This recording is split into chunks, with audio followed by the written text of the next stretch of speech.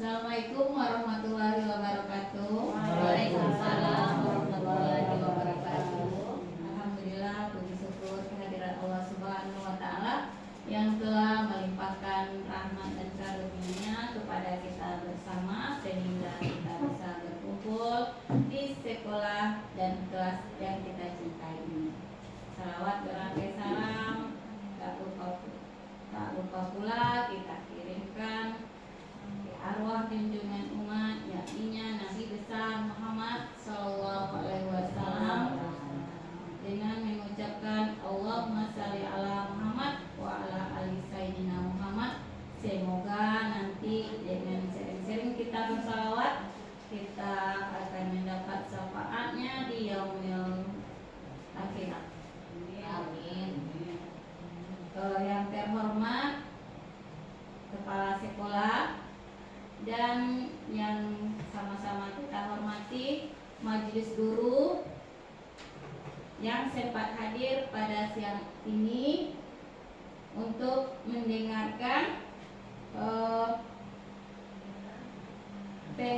penyampaian dari Ibu Nining Primasari dengan judulnya penyebaran pemahaman budaya positif di SDN 06 Kota Baru. Mari sama-sama kita simak dan nanti kalau ada pertanyaan kita langsung saja ke Ibu Nining. Waktu dan tempat dipersilakan. Pada Ibu bisa dimulai dari sekarang. Terima kasih Bu Ipo. Bismillahirrahmanirrahim. Assalamualaikum warahmatullahi wabarakatuh. Apa kabar semuanya, Bapak Ibu semua? Alhamdulillah, luar biasa Allah. Alhamdulillah. Puji syukur kita ucapkan kehadirat Allah dengan rahmat dan karunia-Nya. Kita dapat berkumpul di ruangan ini dalam rangka diseminasi atau penyebaran pemahaman budaya positif untuk pembelajaran kita semua. Tak lupa pula kita ucapkan kepada Nabi besar Muhammad Sallallahu Alaihi Wasallam dengan rahmatnya kita dapat menyicipi ilmu pengetahuan yang serba canggih ini. Baiklah, untuk kata mukaddimah kita lupakan kepada pembawa acara tadi. Terima kasih kepada Bapak Ibu yang telah bersedia hadir untuk mengikuti pemaparan dari saya, yaitu tentang penyebaran pemahaman budaya positif di sekolah kita tercinta ini. Sebelumnya kita briefing dulu ya, karena hari sudah siang, Bapak Ibu tadi sudah banyak kegiatan. Sebelum kita memulai kegiatan ini, kita briefing dulu. Sekarang SBK kita menyebutkan warna. Jadi di sini kita menyebutkan warna. Aturannya sederhana, menyebutkan warna. Nah, warnanya ya, bukan bacaannya. Contoh, silakan perhatikan.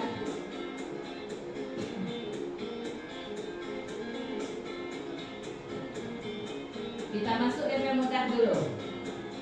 Ini apa, warna apa Ibu? Bapak Ibu? Iya. Ini kuning. Selanjutnya iya. Biru.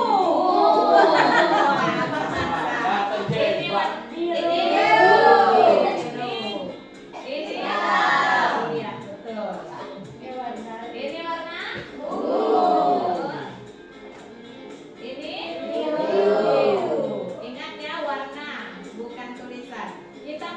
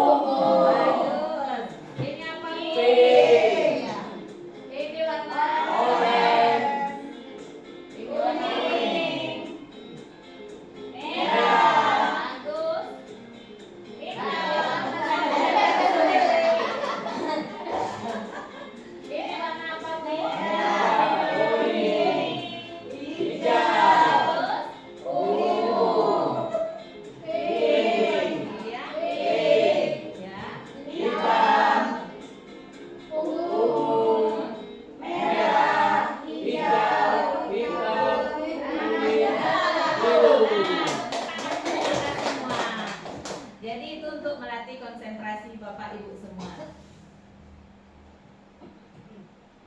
Baiklah, kita masuk ke materi kita hari ini, yaitu penyebaran pemahaman budaya positif. Sebelum kita masuk penyebaran budaya positif,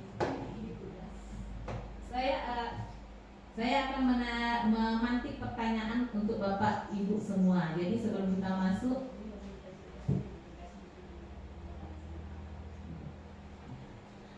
sebelum kita masuk ke dalam materi kita hari ini, tugas ini dalam penyampaian nanti, penyampaian budaya positif di sekolah ini merupakan tugas dari saya sebagai CGP Angkatan 10, merupakan tugas yang ada untuk melengkapi aksi nyata modul 1.4, yaitu tentang disiplin positif. Jadi di sini saya harap dengan adanya pemaparan tugas saya ini juga bermanfaat nantinya untuk Bapak Ibu semua, supaya kita bisa nanti mengimplementasikannya di sekolah kita tercinta ini. Nah, sebelum kita masuk ke materi, di sini ada pertanyaan pemantik untuk Bapak Ibu semua. Perhatikan. Apakah Bapak Ibu setuju bila pemberian hukuman dapat mendisiplinkan siswa? Bagaimana? Setuju atau tidak? Tidak, Bu. Tidak. Karena memberikan hukuman sekarang kan sudah dilarang, Bu. Iya, bagus. Jadi tadi Ibu As tidak setuju karena pemberian hukuman sudah dilarang. Sekarang pertanyaan yang kedua, apakah Bapak atau Ibu setuju bila pemberian hadiah meningkatkan prestasi siswa? Setuju atau tidak? Setuju. Setuju. Kenapa, Ibu? Karena dengan hadiah akan meningkatkan anak-anak akan termotivasi untuk bisa. Bu Rita bilang setuju karena akan menambah motivasi siswa katanya. Nanti kita lihat. Yang ketiga, apakah Bapak atau Ibu setuju bila guru harus mampu memberikan solusi untuk setiap siswa yang bermasalah? Setuju atau tidak? Setuju. Setuju. Karena di sini memberikan solusi. Yang terakhir, apakah Bapak atau Ibu setuju bila guru harus berperan sebagai teman bagi siswa? Setuju. Nah, setuju semuanya ya. Nah, kita lanjut materi selanjutnya. Apakah itu budaya positif? Jadi kita mengenai budaya positif. Budaya positif adalah perwujudan dari nilai-nilai keyakinan, kebiasaan baik yang diterapkan di sekolah. Jadi di sini ada beberapa konsep budaya inti, budaya positif yang akan kita bagikan atau kita pelajari. Yang pertama yaitu disiplin positif. Yang kedua, motivasi perilaku manusia. Yang ketiga, keyakinan kelas atau keyakinan sekolah. Yang keempat, kebutuhan dasar manusia. Yang kelima, posisi kontrol seorang guru. Yang keenam yaitu segitiga restitusi. Nanti kita akan mempelajarinya satu persatu. Apa itu disiplin? Siapa yang tahu apa itu disiplin? Apa disiplin Bapak Ibu? Peraturan. Disiplin sama dengan peraturan. Apa lagi? Bagus. Disiplin tepat waktu. Nah, disiplin itu sama dengan tepat waktu atau peraturan. Sekarang kita lihat. Menurut Dian Gossen dalam bukunya The Restricting School Discipline 2001 menyatakan disiplin berasal dari bahasa Latin disciplina yang artinya belajar. Jadi disiplin sama dengan belajar. Menurut Ki Hajar Dewantara menyatakan bahwa untuk mencapai kemerdekaan atau dalam konteks pendidikan kita saat ini, untuk menciptakan murid yang merdeka, syarat utama adalah harus ada disiplin yang kuat. Disiplin yang dimaksud adalah disiplin diri yang memiliki motivasi internal. Nanti kita lihat beberapa nanti disiplin positif yang kita pelajari hari ini. Sedangkan disiplin positif merupakan salah satu cara penerapan disiplin yang bertujuan untuk menumbuhkan kesadaran serta memberdayakan anak untuk melakukan sesuatu tanpa sogokan, ancaman, ataupun hukuman. Ki Hajar Dewantara maupun Dian Negosen mengartikan disiplin sebagai bentuk kontrol diri, yaitu belajar untuk kontrol diri agar dapat mencapai suatu tujuan mulia. Apa tujuan mulia di sini? Mengacu pada nilai-nilai atau prinsip-prinsip mulia yang dianut seseorang. Kita namakan nilai-nilai tersebut sebagai nilai-nilai kebajikan atau virtues yang universal. Inilah nilai-nilai kebajikan universal yang ada pada profil pelajar Pancasila. Apa yang pertama, Bapak Ibu? Beriman, bertakwa kepada Tuhan yang Maha Esa dan berakhlak mulia. Yang kedua, mandiri. Yang ketiga, yang keempat, yang kelima, gotong royong. Yang keenam, profil pelajar Pancasila inilah terdapat nilai-nilai kebajikan universal yang akan kita capai. Kita lanjut ke materi berikutnya, yaitu tentang motivasi perilaku manusia. Dian Negosen dalam bukunya Restarting School Discipline menyatakan ada 3 motivasi perilaku manusia. Yang pertama, untuk menghindari ketidaknyamanan atau hukuman. Yang kedua, untuk mendapatkan imbalan atau penghargaan dari orang lain. Yang ketiga, menghargai diri sendiri dan orang lain dengan nilai-nilai yang mereka percaya. Dari 3 inilah motivasi perilaku manusia, termasuk perilaku murid kita yang paling sering kita jumpai di sekolah kita nantinya. Jadi dari 3 ini, yang nomor 3 itulah yang menjadi tujuan utama kita untuk motivasi perilaku manusia tadi, menghargai diri sendiri dan orang lain dengan nilai-nilai yang mereka percaya. Jadi untuk 1 dan 2 biasanya anak-anak kita tadi kebanyakan yang mereka lakukan karena alasan 1 dan 2. Jadi bagaimana supaya alasan anak kita tersebut 3, dan itulah yang akan kita pelajari. Bagaimana cara anak itu berperilaku supaya dia dengan alasan yang nomor 3 tadi. Kita lanjut. Kita lihat perbedaan antara hukuman, konsekuensi, dan restitusi. Tadi sebelum kita masuk materi ada pertanyaan pemantik tadi. Setuju atau tidak tadi, karena ada tadi berupa hukuman, ada berupa konsekuensi, ada berupa restitusi. Sekarang kita lihat apa itu hukuman. Hukuman bersifatnya tidak terencana. Yang kedua bersifat satu arah. Yang ketiga bisa berupa hukuman fisik, psikis, atau kata-kata kasar. Jadi hukuman ini kita usahakan kita hindari untuk ke anak kita. Jadi kepada anak didik kita tadi kita usahakan jangan ada lagi hukuman kepada mereka. Yang kedua kita lihat apa itu konsekuensi. Konsekuensi sifatnya terencana, sudah disepakati. Yang kedua bentuk-bentuk konsekuensi dibuat oleh pihak guru atau pihak sekolah. Jadi di sini sudah terencana, sudah menyetujui. Itu beda antara hukuman dengan konsekuensi. Yang ketiga kita lihat restitusi. Restitusi merupakan proses menciptakan kondisi bagi murid untuk memperbaiki kesalahan mereka sehingga mereka bisa kembali kepada kelompok mereka dengan karakter yang lebih baik. Itu menurut dosen tahun 2004. Jadi untuk permasalahan anak kita yang ada di sekolah ini, yang paling tepat di antara 3 ini adalah restitusi. Nanti kita akan mempelajarinya. Kita lanjut. Nah, inilah perbedaan antara hukuman, konsekuensi, dan restitusi. Sekarang kita lihat hukuman. Hukuman itu sifatnya sesuatu yang menyakitkan harus terjadi.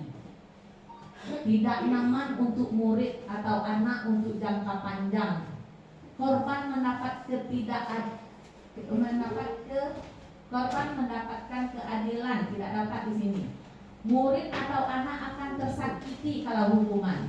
Perilakunya pasif, agresif, dan semakin meningkat kalau kita kasih hukuman.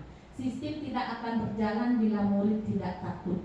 Berarti kalau kita memberikan hukuman kepada anak kita, kepada anak diri kita, berarti kita sudah gagal, identitas gagal. Karena nanti ini akibatnya. Anak tadi merasa tersakiti. Jadi identitas gagal adalah hukuman yang diberikan kepada murid kita. Sedangkan konsekuensi dan restitusi sudah termasuk identitas sukses, karena di sini kita menuntut anak kita menjadi disiplin. Nah, jadi menjadi disiplin. Kita lihat konsekuensi. Konsekuensi ini sesuatu harus terjadi. Tidak nyaman untuk murid atau anak untuk jangka waktu pendek. Korban bisa diabaikan, murid akan dibuat tidak nyaman. Penguatan hanya bertahan dalam jangka waktu pendek, memerlukan monitoring dan supervisi terus-menerus dari guru. Jadi ada akibatnya nanti. Nah, kita lihat restitusi. Sedangkan restitusi ini merupakan pilihan. Jadi kita bersama anak itu yang menentukan pilihan. Jadi sama-sama kita membuatnya. Selanjutnya, menguatkan untuk murid atau anak dalam jangka waktu panjang. Kalau kita restitusi, kita lihat lagi bagaimana korbannya. Korban mendapatkan ganti. Jadi maksudnya di sini, apa permasalahan dia bisa memperbaiki dan menggantikan apa yang lebih baik dari permasalahan tersebut. Selanjutnya, murid atau anak mendapatkan penguatan setelah diberi nanti penguatan. Kita lihat nanti langkah-langkah restitusi satu persatu. Selanjutnya, masalah terpecahkan kalau melalui proses restitusi. Yang terakhir, murid belajar bertanggung jawab untuk perilakunya. Itulah perbedaan antara hukuman, konsekuensi, dan restitusi. Sekarang saya mau bertanya pada Bapak Ibu. Setelah Bapak Ibu mengetahui sedikit tentang disiplin positif kita ini, mana yang sudah Bapak Ibu lakukan di sekolah atau di kelasnya? Kira-kira sampai mana? Sudah hukuman, konsekuensi, atau restitusi? Mana yang paling sering? Mungkin paling sering hukuman ya Bapak ya. Jadi dengan kita belajar pemahaman positif ini Pak, kita usahakan kita di tingkat konsekuensi dan restitusi besok lagi ya Pak ya. Jadi hukuman besok tidak boleh lagi ya Pak ya. Kita lanjut, perbedaan antara hukuman dan konsekuensi. Nah, di sini kenapa kita tidak boleh menghukum anak didik kita tadi? Pertama, hukuman tadi merupakan sesuatu yang menyakitkan harus terjadi. Pasti kalau mendapat, ya silakan Pak. Mendapatkan hukuman tadi menyakitkan bagi anak kita. Sedangkan konsekuensi sesuatu harus terjadi karena sudah ada kesepakatan. Yang kedua, kita lihat perbedaannya. Kalau hukuman membuat anak sakit baik fisik maupun hati untuk jangka panjang. Apa contohnya hukuman? Kalau kita tampar sedikit, fisiknya yang sakit. Kalau kita kata-katai, kita marahi, itu memerlukan waktu yang lama baik untuk pengobatan hatinya. Nah, itulah perbedaannya. Sedangkan konsekuensi membuat anak tadi merasa nyaman dalam jangka waktu pendek. Hukuman, anak membenci kedisiplinan kalau kita hukum. Sedangkan kalau konsekuensi yang kita berikan, anak menghargai disiplin jadinya Bapak Ibu. Hukuman tadi merupakan paksaan bagi anak kita. Terpaksa dia mengerjakan sesuatu. Sedangkan kalau konsekuensi, stimulus dan tanggapan jadinya. Kita lihat lagi perbedaannya. Di hukuman, mendorong anak menyakiti dirinya sendiri karena dia merasa kena marah, jadi dia merasa terpukul, dia murung aja lagi karena dia malu sama temannya barangkali kalau kelihatan sama eh, terhadap hukuman tadi. Jadi konsep dirinya jadi buruk. Sedangkan konsekuensi mendorong anak agar mudah menyesuaikan diri. Jadi dia sesuaikan dirinya nanti. Oh ternyata begini tidak boleh. Nah, jadi dari permasalahan nanti dari permasalahan yang ada mendorong anak agar mudah menyesuaikan diri. Jadi membuat konsep diri anak tadi menjadi lebih baik. Kita lihat perbedaan selanjutnya. Pada hukuman, anak belajar untuk menyembunyikan kesalahan dia. Jadi karena dia takut hukuman, dia sembunyikan kesalahan dia tadi. Sedangkan untuk konsekuensi, anak belajar untuk mematuhi peraturan karena dia tahu konsekuensinya. Yang terakhir di hukuman, anak merasa bersalah, marah, dipermalukan, merasa tak dihargai. Sedangkan konsekuensi, anak kehilangan hak, dibuat tidak nyaman, diasingkan untuk sementara. Ada di sini sementara. Inilah perbedaan antara hukuman dengan konsekuensi. Kita lihat. Nah, ini ada beberapa pernyataan. Silahkan Bapak atau Ibu jawab nanti ya, hukuman atau konsekuensi. Pertama, menggantikan kertas tugas teman yang telah dicoret-coret. Apa itu Bapak Ibu? Hukuman atau konsekuensi? Konsekuensi. Yang kedua kita lihat, berjemur di lapangan jam 12 siang karena mengobrol dengan teman. Termasuk hukuman atau konsekuensi? Hukuman. Yang ketiga, berdiri di depan sambil mengangkat satu kaki karena tidak bisa menjawab pertanyaan. Hukuman atau konsekuensi? Hukuman. Yang keempat, membersihkan tumpahan air di meja karena tersenggol saat belajar. Hukuman atau konsekuensi? Iya. Yang terakhir, terlambat hadir 10 menit dan diminta untuk tinggal 10 menit untuk membahas ketinggalan pelajaran. Konsekuensi. Sekarang kita lihat kunci jawabannya. Benar semuanya Bapak Ibu? Benar. Ya, tepuk tangan untuk kita semua.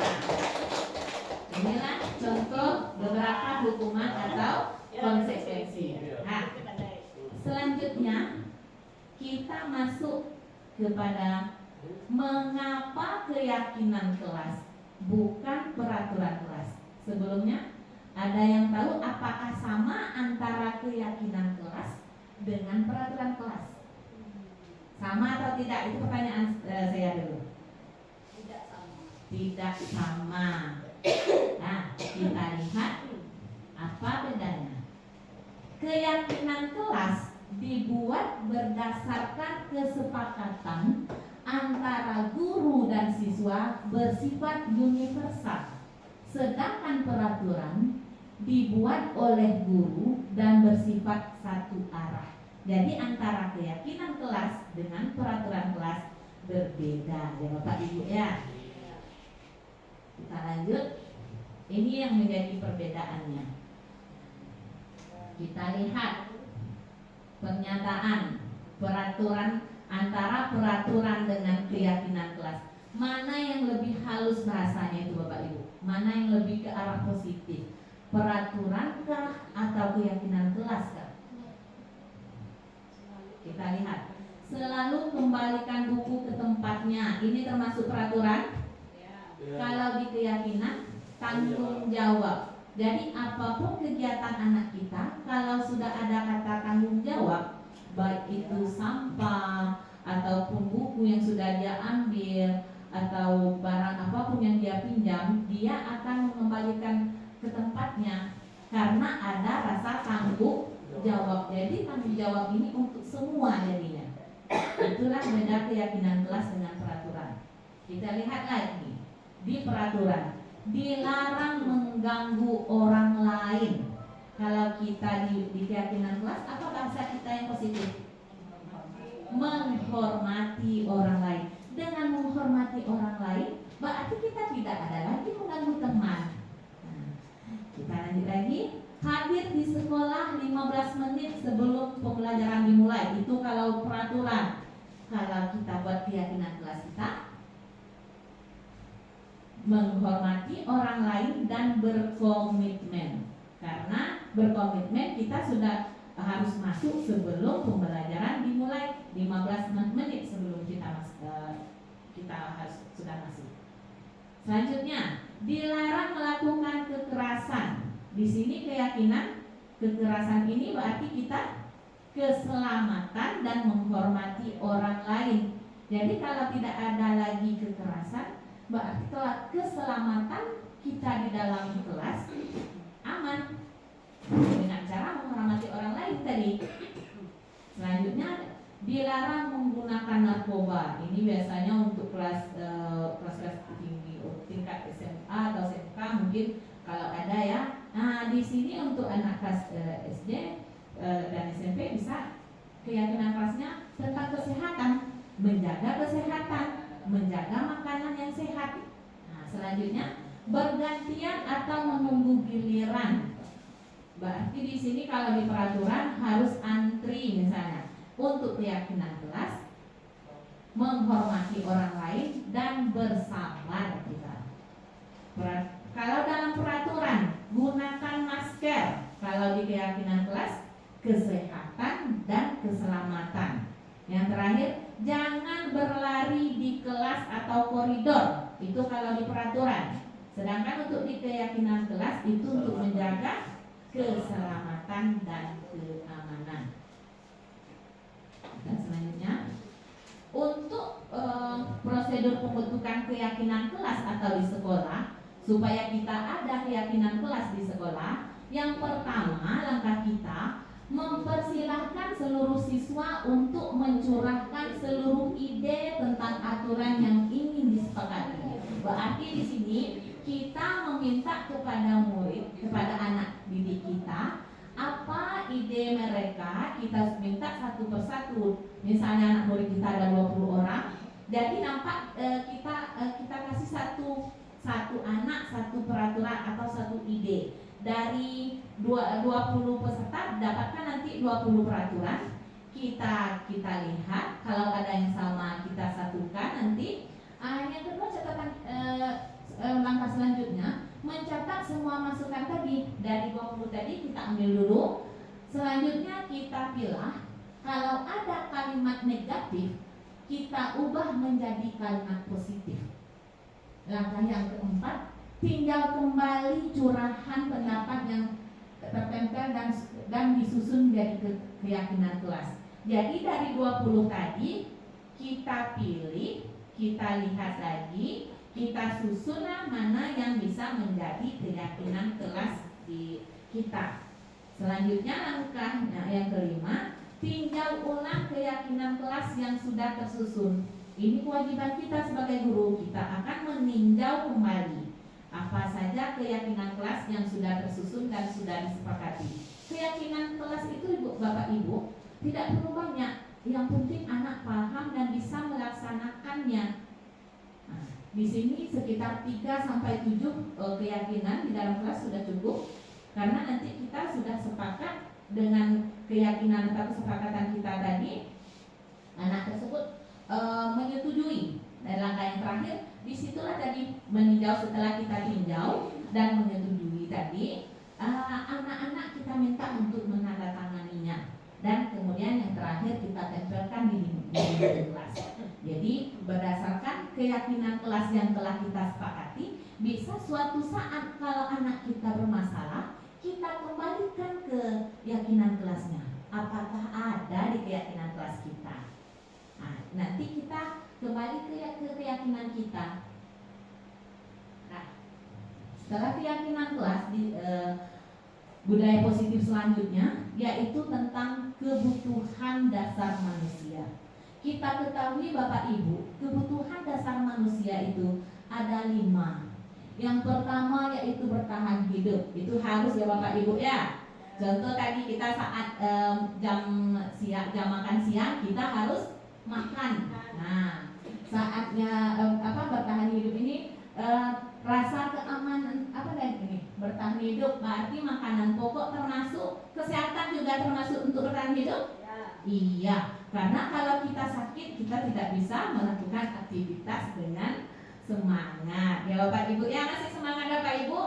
Nah, meskipun tadi sudah siang ya Bapak Ibu ya. Nah, yang kedua kita lihat kebutuhan dasar manusia tadi membutuhkan kasih sayang dan rasa diterima. Itu kebutuhan dasar manusia kita yang kedua. Kita butuh kasih sayang, kita butuh rasa kita diterima. Yang ketiga yaitu kebutuhan kita penguasaan. Kita perlu penguasaan. Kalau di dalam kelas berarti kita yang berkuasa, karena kita sebagai guru, penguasaan kita bagaimana di dalam kelas. Yang keempat yaitu kebebasan. Di sini kebebasannya artinya positif ya Bapak Ibu ya. Yang terakhir yaitu kesenangan. Pasti kita butuh kesenangan. Jika kebutuhan dasar manusia tidak terpenuhi, maka akan timbul permasalahan pada dirinya. Contoh pada anak kita, dia makan saat jam pelajaran, mungkin karena alasan kebutuhan hidupnya yang nomor satu, kebutuhan dasar tadi tidak tercukupi. Karena dia merasa lapar, dia makan di dalam kelas. Bisa jadi karena ada alasan kebutuhannya tidak terpenuhi. Inilah 5 kebutuhan dasar manusia. Kita lanjut di disiplin positif selanjutnya, yaitu 5 posisi kontrol kita sebagai guru. Jadi kita memiliki 5 posisi kontrol. Yang pertama, kita sebagai guru memiliki posisi kontrol sebagai penghukum. Yang kedua, pembuat rasa bersalah. Yang ketiga, sebagai teman. Yang keempat, sebagai pemantau atau monitor. Yang kelima, sebagai manajer. Dari 5 posisi kontrol ini, kira-kira Bapak Ibu sampai nomor berapa yang sudah terlaksana? Di mana letak posisi kontrolnya? Sebagai penghukum pernah? Pembuat rasa bersalah pernah? Sebagai teman? Sebagai pemantau atau monitor? Sebagai manajer? Nah, dari 5 posisi kontrol ini, posisi manajer inilah yang dituntut kepada kita sebagai seorang guru sebenarnya, Bapak Ibu ya. Nanti setelah kita belajar disiplin positif, kita usahakan kita harus sebagai manajer kontrol kita, posisi kita sebagai guru. Kita usahakan nanti ya Bapak Ibu ya. Kita lihat bagaimana yang 5 posisi kontrol tadi. Jadi kalau penghukum, pembuat rasa bersalah, ini adalah posisi kontrol identitas gagal ternyata Bapak Ibu.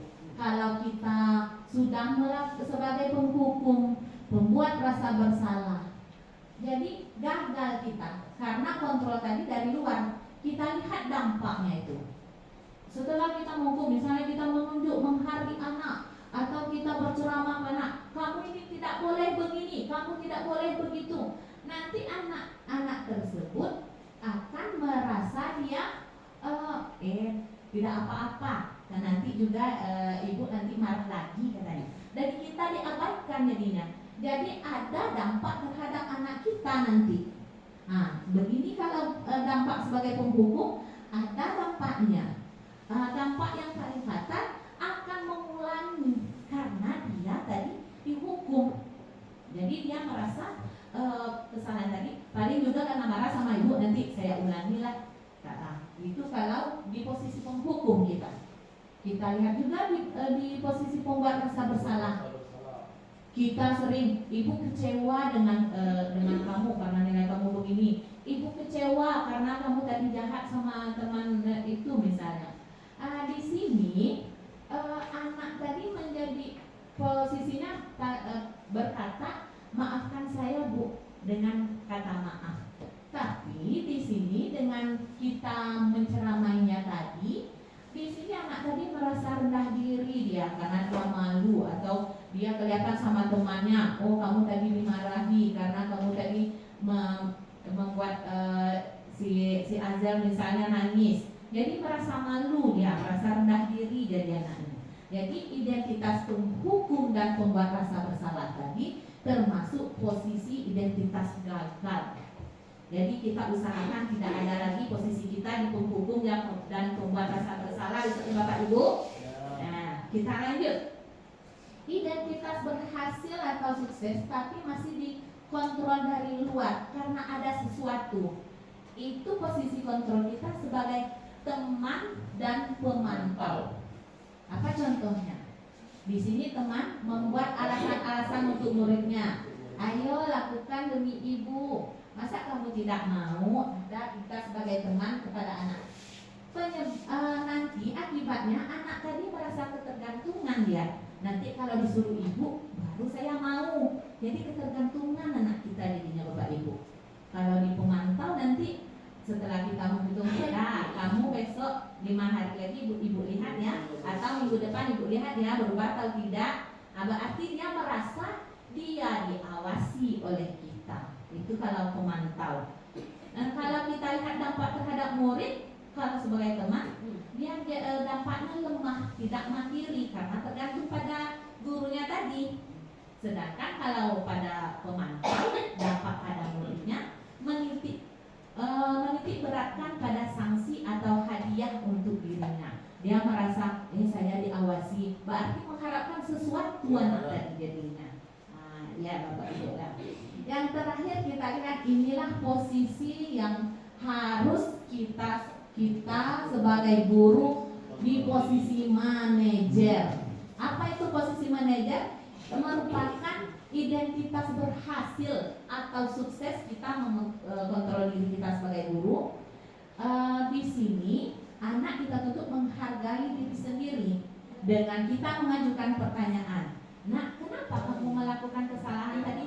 Kita yang bertanya, kita ajukan pertanyaan-pertanyaan.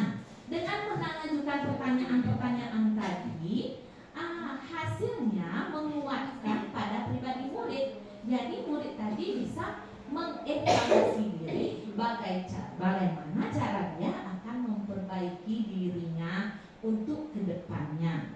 Nah, inilah 5 posisi kontrol guru yang harus kita pahami dan yang harus kita ada pada diri kita, yaitu posisi yang seharusnya yaitu manajer, posisi manajer. Kita lanjut lagi ya Bapak Ibu ya. Kita silakan dilihat video berikut. Ini posisi sebagai penghukum.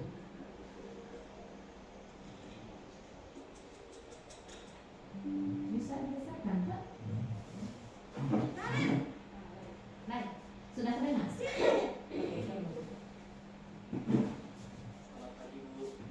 Selalu terlambat. Kamu deh pasti terlambat. Maaf Bu, saya Apa coba? Alasan kamu apa lagi? Kapan sih kamu tidak terlambat? Malas sekali ya kamu jadi anak. saya Dasar gemak. Malas. Gak kapok-kapok sih kamu. Sudah berapa kali terlambat?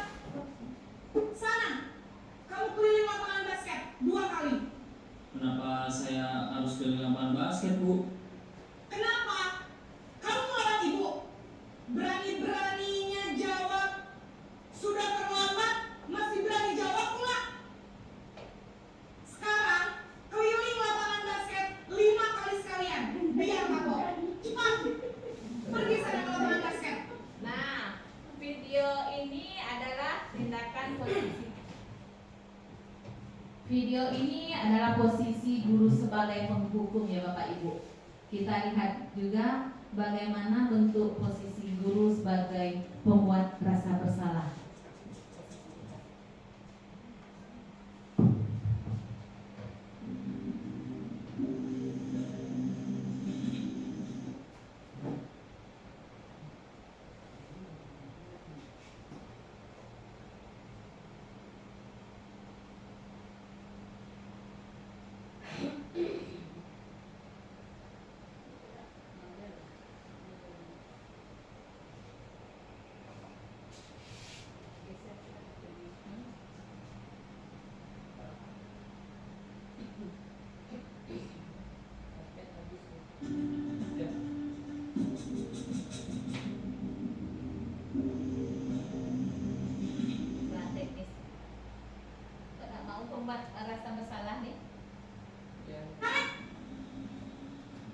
Selamat pagi Bu. Naren, kamu kenapa terlambat lagi, nak? Ya Tuhan, Naren, kamu senang ya bikin ibu susah ya? Kalau kamu terlambat lagi, nanti ibu yang ditegur bapak kepala sekolah, nak. Disangka ibu tidak bisa membina kamu. Duh, gimana ini? Maaf Bu. Duh, Gusti Naren, kamu suka ya kalau ibu ditegur bapak kepala sekolah? Terus, sekarang ibu harus tulis apa ini di buku absen? Ini kamu sudah sering terlambat loh. Ibu harus apa coba? Maaf Bu. Maaf sekali. Ya sudah, lain kali jangan bikin ibu susah lagi ya nak ya. Ibu tidak akan kuat lagi kalau kamu begini terus. Bisa jantungan kalau ibu tegur bapak kepala sekolah. Sana cepat kelas. Maaf ya Bu. Maaf sekali.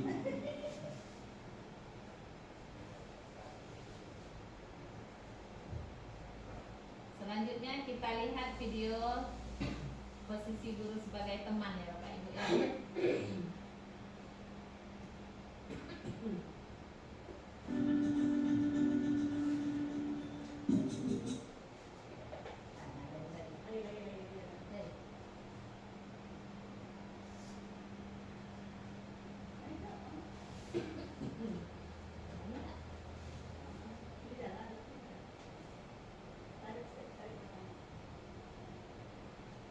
Bu. Wah, sudah jam berapa ini nak? Terlambat lagi ya sayang. Iya Bu. Habis ibu saya lupa membangunkan saya Bu. Kamu malah menyalahkan ibu kamu. Kamu bukannya anak yang larinya paling kencang. Kok terlambat sih? Iya Bu. Saya memang terlambat bangun tadi. Jadi biarpun saya lari kencang, tetap gak kekejar Bu. Ya sudah sana. Nanti lain kali larinya lebih kencang lagi ya. Biar gak terlambat lagi. Bikin senang ibu. Demi ibu. Bisa kan? Bisa lah Bu. Ya sudah sana masuk kelas. Ibu beresin urusan absen kamu. Kamu ini ada-ada saja. Nah, kita lanjut lagi ya Bapak Ibu. Ini sebagai pemantau atau monitor. Kita lihat videonya.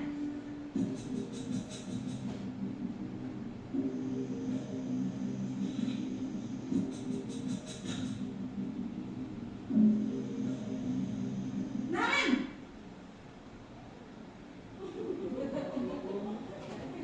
Selamat pagi Bu.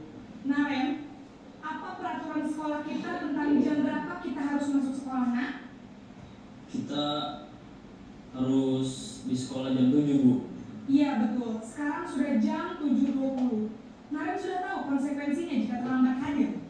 Paham Bu. Saya harus tinggal kelas pas jam istirahat selama 20 menit. Iya benar, konsekuensinya demikian. Jadi nanti jam 9.30 pas istirahat, kamu harus tinggal di kelas, kerjakan tugas tambahan untuk ketertinggalan kamu, ya? Baik Bu.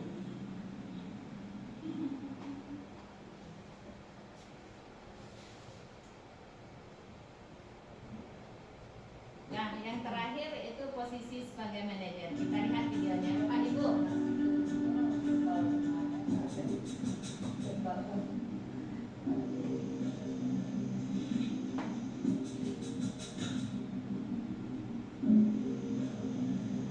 Naren!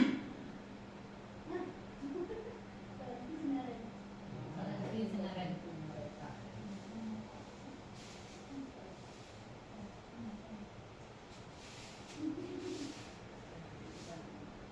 Pagi Bu. Selamat pagi Naren. Maaf Bu, saya terlambat. Iya, sekolah.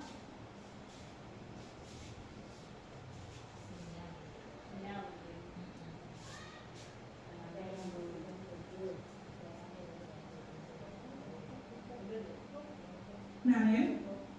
Maaf Bu, saya terlambat. Iya, sekolah.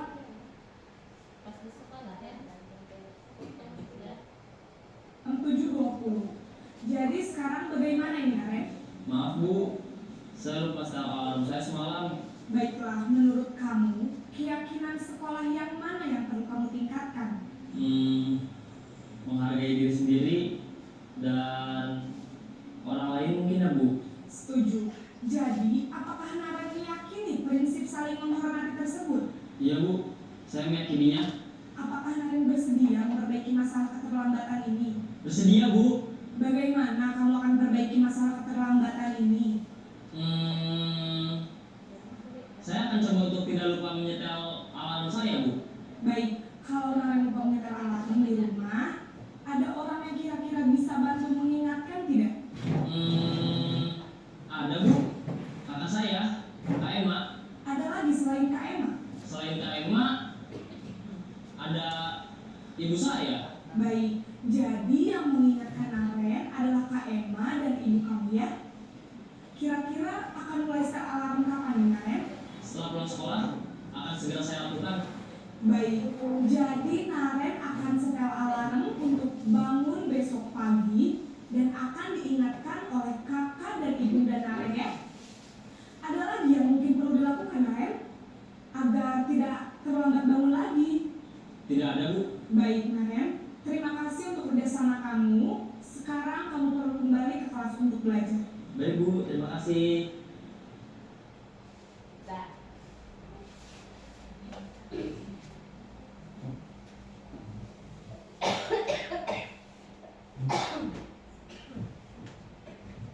Ya.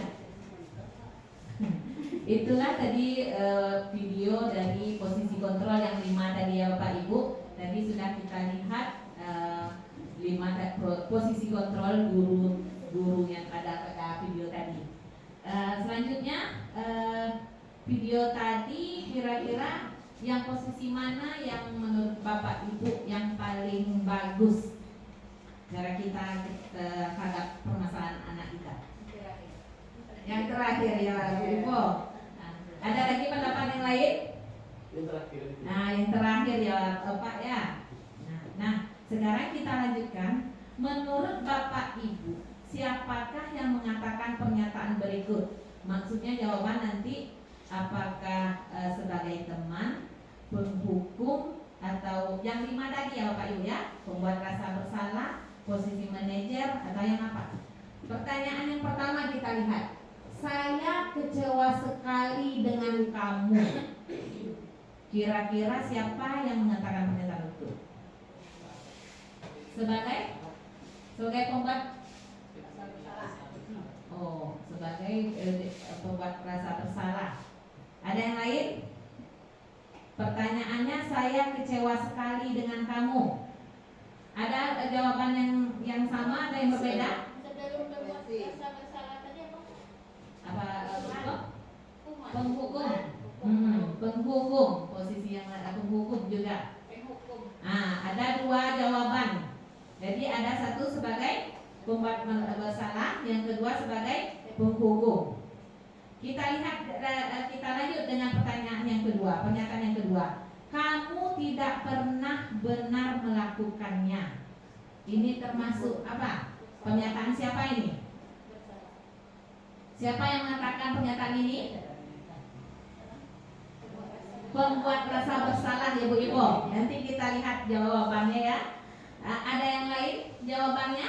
Siapa yang mengatakan pernyataan kamu tidak pernah benar melakukannya? Berarti pembuat rasa bersalah. Kita lihat pernyataan yang ketiga. Ayolah lakukan demi ibu atau bapak. Ayolah lakukan demi ibu atau bapak. Siapa yang mengatakan ini? Posisi kita sebagai apa? Sebagai apa ini? Kalau yang ketiga ini. Ayolah lakukan demi ibu atau bapak. Sebagai mana ya? Sebagai apa? Sebagai pemantau. Sebagai apa ini Bu? Ada jawabannya ada sebagai pemantau ya. Yang keempat, apakah kamu mau mendapatkan stiker bintang hari ini? Kira-kira siapa yang mengatakan pernyataan ini? Posisi mana? Apakah kamu mau mendapatkan stiker bintang hari ini? Ini pernyataannya. Kira-kira Sebagai apa kita? Siapa yang mengatakan ini? Posisi mendapat. Apakah kamu mau mendapatkan stiker bintang hari ini? Sebagai teman, sebagai manajer, membuat bersalah, yang mana Bu? Sebagai teman, ya Bu, Kita lihat nanti ya Bu ya. Selanjutnya pernyataan yang keempat, bagaimana kamu bisa menyelesaikan masalah ini? Posisi mana kira-kira? Manajer ya Bu Ipo. Terakhir, kamu selalu yang paling terakhir. Itu pernyataannya. Posisi mana kira-kira? Kamu selalu yang paling terakhir. Sebagai apa kita bisa? Posisi mana? Kamu selalu pembuat rasa bersalah, kata Ibu Rita. Kita lihat jawabannya. Nah, kita lihat pernyataan kita tadi. Saya kecewa sekali dengan kamu. Berarti benar jawaban Bapak Ibu tadi? Siapa yang mengatakan? Pembuat orang merasa bersalah. Benar ya Pak In ya? Nah, yang kedua, kamu tidak pernah benar melakukannya. Sebagai posisi penghukum. Betul ya Bapak Ibu ya?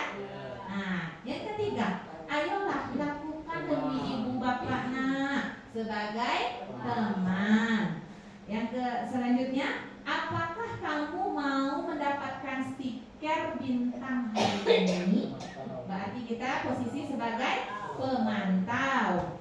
Bagaimana kamu bisa menyelesaikan masalah ini? Berarti posisi kita sebagai manajer. Terakhir, kamu selalu yang paling terakhir. Berarti ini posisi penghukum. Kira-kira sudah bisa Ibu memposisikan kondisi kita di posisi mananya? Sudah bisa membedakan antara pembuat orang bersalah, penghukum, teman, pemantau, dan terakhir manajer. Sudah bisa kira-kira Bapak Ibu ya? Sudah betul tadi pernyataannya.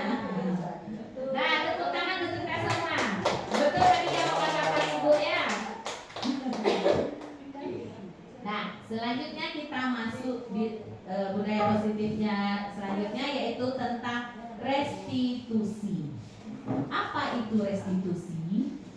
Restitusi adalah proses menciptakan kondisi bagi murid untuk memperbaiki kesalahan mereka, sehingga mereka bisa kembali pada kelompok mereka dengan karakter yang lebih kuat. Ini restitusi. Restitusi juga merupakan proses kolaboratif yang mengajarkan murid untuk mencari solusi untuk masalah mereka dan membantu murid berpikir tentang orang seperti apa yang mereka ingin menjadi atau tujuan mulianya, dan bagaimana mereka harus memperlakukan orang lain. Ini menurut dosen 2004 ya Pak Ibu ya. Nah, jadi restitusi ini adalah cara kita memperbaiki kesalahan murid. Jadi ada langkah-langkahnya nanti kita lihat. Sebelum kita masuk langkah-langkah, kita lihat ciri-ciri restitusi. Yang pertama, bukan untuk menebus kesalahan, namun untuk belajar dari kesalahan. Jadi kesalahan atau permasalahan pada anak murid kita temukan bersama anak murid kita tadi bagaimana solusinya. Jadi belajar dari kesalahan. Yang kedua, memperbaiki hubungan. Yang ketiga, tawaran bukan paksaan. Yang keempat, restitusi menuntun untuk melihat ke dalam diri anak, nanti kita tuntun dia melihat. Yang kelima, restitusi mencari kebutuhan dasar yang mendasari tindakan. Yang kebutuhan dasar manusia tadi ya Bapak Ibu ya. Jadi nanti ada kebutuhan dasar tadi penyebab dia melakukan tindakan atau masalah tersebut. Yang keenam, restitusi diri adalah cara yang paling baik untuk menyelesaikan masalah. Itu yang paling penting. Yang ketujuh, restitusi fokus pada karakter, bukan tindakan. Yang kedelapan, restitusi fokus pada solusi. Di sini kita mencari solusi dari permasalahan. Yang kesembilan, restitusi mengembalikan murid yang berbuat salah pada kelompoknya. Jadi kalau dia kembali kepada kelompoknya, dia sudah memperbaiki diri dan belajar dari kesalahan yang dia perbuat. Jadi inilah ciri-ciri restitusi. Kita lanjut. Inilah langkah-langkah segitiga restitusi. Yang pertama, kita menstabilkan identitas.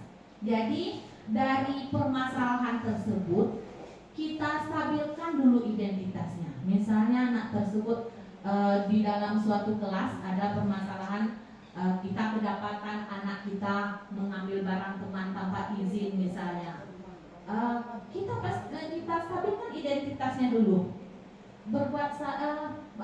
Kenapa dia mengambil barang teman dia tersebut? Kita stabilkan dia identitas dulu. Jadi kita tenangkan diri anak kita dulu, kita stabilkan identitasnya. Mengapa dia berbuat demikian? Selanjutnya, langkah segitiga restitusi yang kedua, validasi tindakan yang salah. Kita tanyakan, apakah mengambil barang teman tanpa izin tadi contohnya tindakan yang salah? Apa benar? Kita tanyakan pada anak kita. Disinilah langkah yang kedua tadi, letak validasi tindakan yang salah. Kita tanyakan, kamu pasti punya alasan mengapa kamu melakukan hal itu. Kenapa kamu tadi mengambil pensil teman tanpa izin? Nah, pasti jawaban dia nanti, saya tidak ada bawa pensil bu, katanya. Nah, kita validasi tindakan tadi. Apakah benar boleh kita mengambil barang teman tanpa izin? Tidak bu. Jadi kita tanyakan terus kepada anak tadi, dia dengan sendirinya mendapat jawaban dari kesalahan dia. Nah, di sana letak langkah yang kedua. Kita lihat langkah yang ketiga pada segitiga restitusi, yaitu menyatakan keyakinan. Di sini keyakinan kelas yang kita buat tadi, kita tanyakan apakah sesuai dengan keyakinan kelas kita yang ada tindakan kamu tadi. Nah, kita tanyakan dengan adanya keyakinan yang kita buat di kelas, ternyata anak sudah melanggar tidak sesuai dengan keyakinan kelasnya. Jadi langkah segitiga restitusi ada 3, namanya segitiga restitusi. Yang pertama, menstabilkan identitas. Yang kedua, validasi tindakan yang salah. Yang ketiga, menyatakan keyakinan. Inilah langkah-langkah segitiga restitusi. Sekarang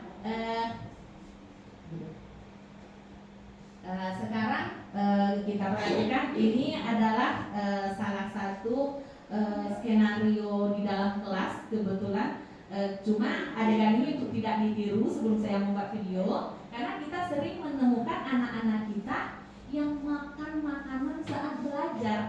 Jadi ini juga termasuk salah satu tugas saya waktu di CGP, itu melaksanakan bagaimana langkah segitiga restitusi yang kita sebutkan tadi, yang 3 tadi.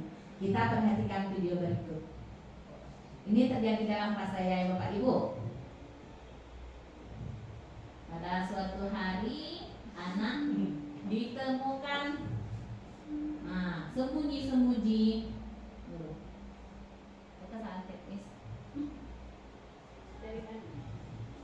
Ditemukan anak sedang makan.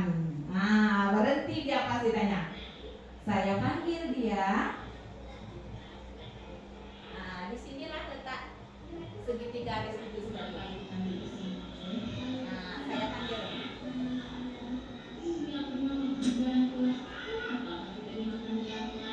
Kita tanyakan pada anak.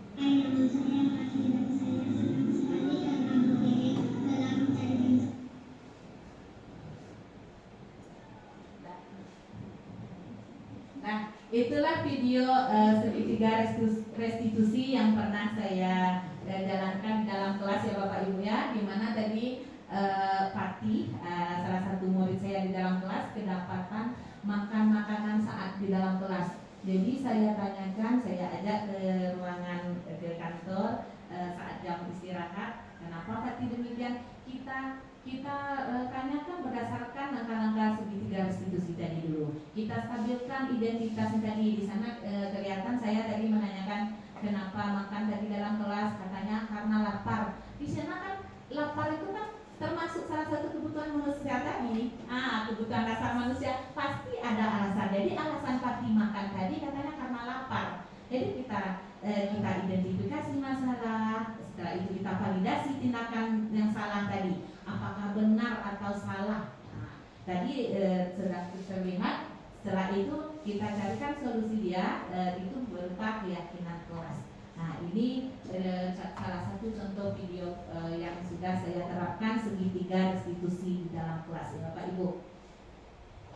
Nah dengan berakhirnya yang terakhir tadi tentang segitiga restitusi, berarti selesai diseminasi atau penyebaran pemahaman tentang budaya positif di sekolah ya Bapak Ibu ya.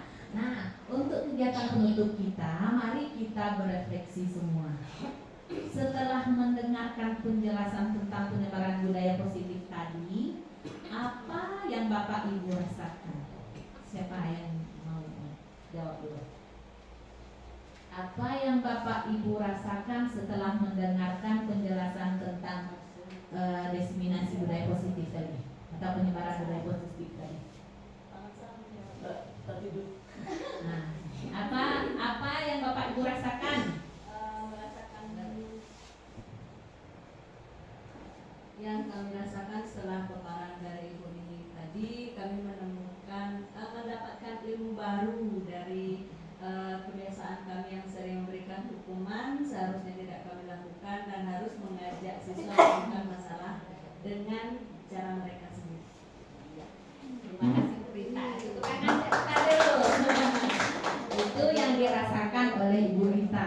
Selanjutnya, apa pelajaran atau manfaat yang bisa diambil dari pembelajaran kita tadi? Siapa yang mau menjawab? Apa pelajaran atau manfaat yang bisa diambil?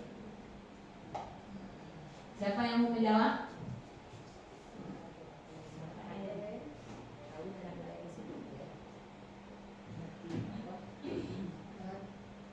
Dari pemaparan Bu Nini tadi, pelajaran yang bisa diambil salah satunya itu kita tidak boleh menyalahkan anak. Sesalah-salahnya anak tidak boleh dihukum dan tetap dengan kata-kata yang positif yang keluar dari Iya.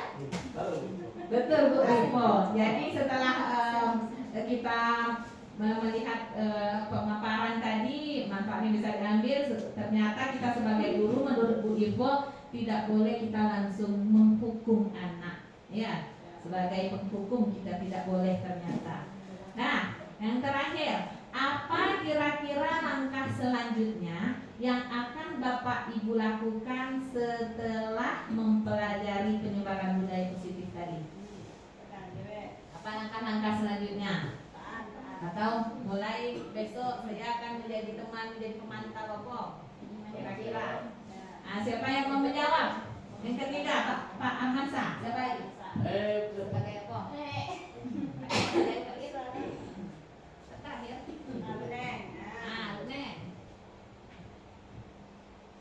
Baiklah Bapak dan Ibu, saya selanjutnya yang akan saya laksanakan adalah akan memposisikan di tempat yang mana kita. Kalau saya itu berangan-angan akan menempatkan posisi saya sebagai manajer setelah mempelajari materi yang diajarkan oleh Ibu Nini tadi. Iya.